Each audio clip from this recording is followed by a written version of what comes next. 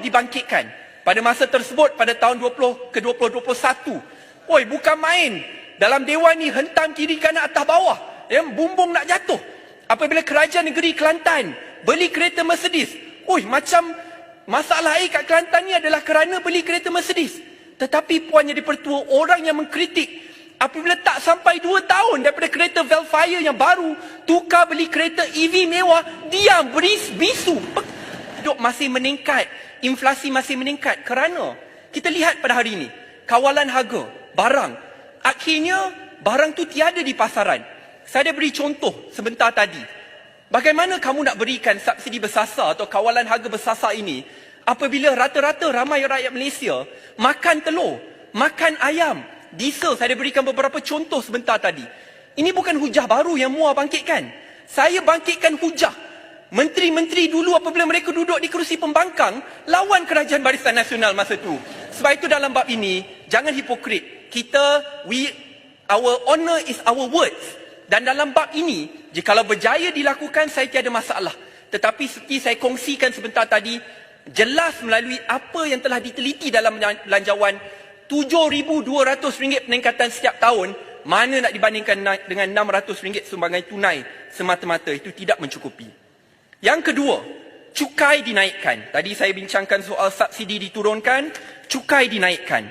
Kita lihat SST dinaikkan khususnya dalam sektor perkhidmatan.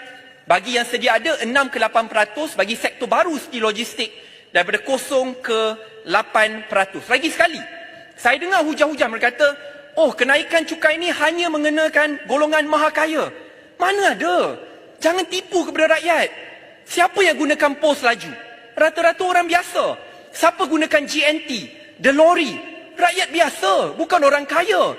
Siapa yang membeli tiket penerbangan Malaysia Airlines dan AirAsia? Siapa yang beli insurans? Siapa yang gunakan khidmat bas dan van sekolah? Siapa yang sewa kereta? Contohnya syarikat Custom.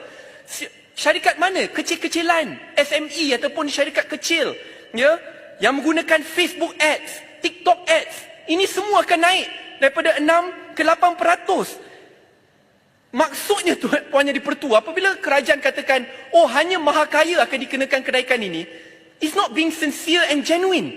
Kini rakyat di luar sana tahu bahawa mereka akan kena. Bukan itu saja. Saya faham kerajaan katakan tak apa, kita akan berikan pengecualian bagi sektor F&B. Saya merupakan pengusaha F&B. Let me give you an example. Contoh, di mana mereka akan kena tekan juga. Ingat, ini bagi perkhidmatan secara total. Kalau kamu nak tubuhkan sebuah restoran, kadang-kadang kamu perlu menandatangani perjanjian, kamu perlu dapat khidmat guaman lawyer. Itu naik 25% cukai perkhidmatan. You want to get your books in order. Accountant, naik 25%. Kamu perlu dapatkan khidmat jurutera dan arkitek to design your restaurant, naik 25%. Dan lebih penting dalam sektor F&B ini, logistics is part and parcel. At times, every single day, ini adalah aktiviti harian. Dan itu akan naik 8%. Jelas, Puan Yang di-Pertua. Dengan itu, siapa yang akan beban? Yang akan dapat beban ini? Akhirnya pembeli, pengguna, kita semua yang akan terbeban kerana pemilik itu akan menurunkan harga, akan menurunkan kos itu kepada pembeli. Siapa pembeli? Majoritinya golongan kelas pertengahan, M40 lagi sekali. Sebab itu, dalam bab ini, messaging kita perlu jujur. Saya lihat bila saya bangkitkan isu-isu ini, kata, Sadiq ingin mempertahankan golongan maha kaya. Siapa yang beli makanan? Siapa yang menggunakan khidmat guaman, accountant, jurutera? Siapa yang akhirnya perlu beli semua perkara ini? Golongan pertengahan, Puan Yang di-Pertua. Dengan itu, cadangan tambahan saya dalam bab ini, khususnya bagi sektor baru yang dikenakan 8% ini, yang sebelum ini tidak dimasukkan, buat secara berfasa. Jangan terus kenakan kenaikan 8% ini. Dan yang terakhir, Puan Yang di-Pertua, tadi saya dah ulas isu subsidi diturunkan, cukai dinaikkan, subjek matter ketiga, pembaziran diteruskan. Puan Yang di-Pertua, saya rasa rata-rata rakyat faham, termasuk diri saya, bahawa mana-mana kerajaan ada keperluan untuk naikkan cukai, kurangkan subsidi, jikalau end goal dia adalah supaya pelaburan masa depan negara dapat dilakukan dengan baik. Tetapi rakyat rasa dikhianati apabila cukai naik, subsidi turun, tetapi terang-terang mereka lihat masih duit rakyat, duit cukai mereka dibazirkan sambil mereka ditekan kiri, kanan, atas, bawah dengan kenaikan kos harga hidup. Saya beri contoh yang mudah. Kita dah dengar dalam Dewan ini, tak apa, kita apungkan harga minyak, apungkan harga diesel, minta maaf, bukan minyak, diesel, ayam dan yang lain, kita boleh menyelamatkan 2 ke 3 bilion ringgit. Tetapi baru-baru ini, kita dengar bahawa kerajaan perlu bail out berjumlah 2 bilion ringgit Bostad Plantation yang merupakan milik LTAT. Was anyone held accountable? Saya tanya. Tak ada. Ada yang kena pecat.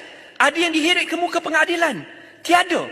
Realitinya, kerana masalah, akhirnya apabila ada masalah daripada sudut pelaksanaan ataupun the running of a company, kalau ada masalah, siapa perlu bayar? Duit cukai rakyat biasa di luar sana.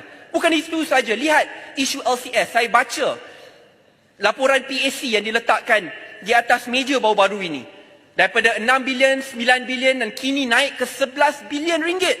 Daripada 6 kapal turun ke 5 kapal. Lewat dah nak 10 tahun. Hanya akan siap pada tahun 2029. Dan dalam tempoh masa 3 tahun, basic design masih belum 100% completed dengan izin dan sudah tertangguh berkali-kali. Lagi sekali saya tanyakan, who's held accountable? Ada orang yang dipenjarakan, dulu dimainkan sebagai kempen utama sebelum pilihan raya, tetapi bila sudah menang, seperti ini dia tidak wujud lagi. Dia tidak wujud. So mana rakyat tak marah? Tadi saya dah kongsikan, diesel naik, harga gula, beras, semua yang lain. Mereka rasa seperti tertekan. Tapi sambil tertekan, duit kena ambil daripada poket kanan, bukan masuk poket kiri mereka. Masuk untuk bail out, selamatkan golongan-golongan ini. Itu golongan mahakaya yang perlu kita lawan. Bukan rakyat biasa dan golongan pertengahan. Puan Yang di-Pertua. Akhir sekali, saya ada 3 minit lagi. Adalah beberapa isu lain. Saya nak tekankan beberapa isu hipokrasi di dalam Dewan ini. Saya ingat apabila saya duduk di kerusi pembangkang Puan Yang di-Pertua, apabila isu pembelian kereta mewah dibangkitkan pada masa tersebut pada tahun 2021, oi, bukan main. Dalam Dewan ni hentam kiri kanan atas bawah, bumbung nak jatuh. Apabila kerajaan negeri Kelantan beli kereta Mercedes, oi, macam masalah air kat Kelantan ni adalah kerana beli kereta Mercedes. Tetapi Puan Yang di-Pertua, orang yang mengkritik apabila tak sampai 2 tahun daripada kereta Velfire yang baru, tukar beli kereta EV mewah, diam, bisu, complete silence. I mean, itu menunjukkan hipokrasi. Lagi sekali rakyat tengok, mereka tertekan, oh, si penguasa dapat kereta-kereta mewah yang baru, no accountability. Jasa yang kini dilabelkan sebagai JCOM, dulu saya ingat dalam Dewan ini, kita tolak belanjawan, tak nak undi belanjawan kerana masih ada pembaziran, beri duit puluhan juta kepada cyber troopers. Kini bila tukar kerajaan, kekalkan tambah emolumen 30%, diam, bisu lagi sekali. Sebab itu Puan Yang di-Pertua, saya nak rumuskan. Saya rasa rakyat rata-rata faham keperluan untuk kita menjaga kantor negara. Kalau mendengar ucapan Yang Berhormat Titi Wangsa, saya ikut dan saya faham. Cuma masalahnya Puan Yang di-Pertua, apabila cukai naik, subsidi turun, rakyat marhin paling teruk terkesan. Tetapi setiap hari apabila mereka buka televisyen, mereka lihat masih ada golongan yang boleh mewah, bail out gunakan duit mereka, isu tata kelola yang masih berterusan, reforms yang tertangguh bertahun-tahun. Dengan itulah naiklah marah mereka dan di situlah rumusan mereka adalah daripada kerajaan madani jadi kerajaan mahal dah ni. Ingat Puan Yang di-Pertua, saya nak maklumkan kepada rakan-rakan dalam kerajaan. Politik ini, lepas ni saya akan beri masa ini. Politik ini ada naik dan turun. Saya rasa dalam tempoh masa singkat saya dalam politik, ada menang, ada jadi menteri, keluar jadi menteri, jadi pembangkang jadi kerajaan, kini jadi third force. Semualah dalam tempoh masa singkat. Tapi satu perkara yang saya ingat, apabila saya duduk dalam kerajaan, saya perlu layan pembangkang seperti mereka akan ambil alih kerajaan pada bila-bila masa.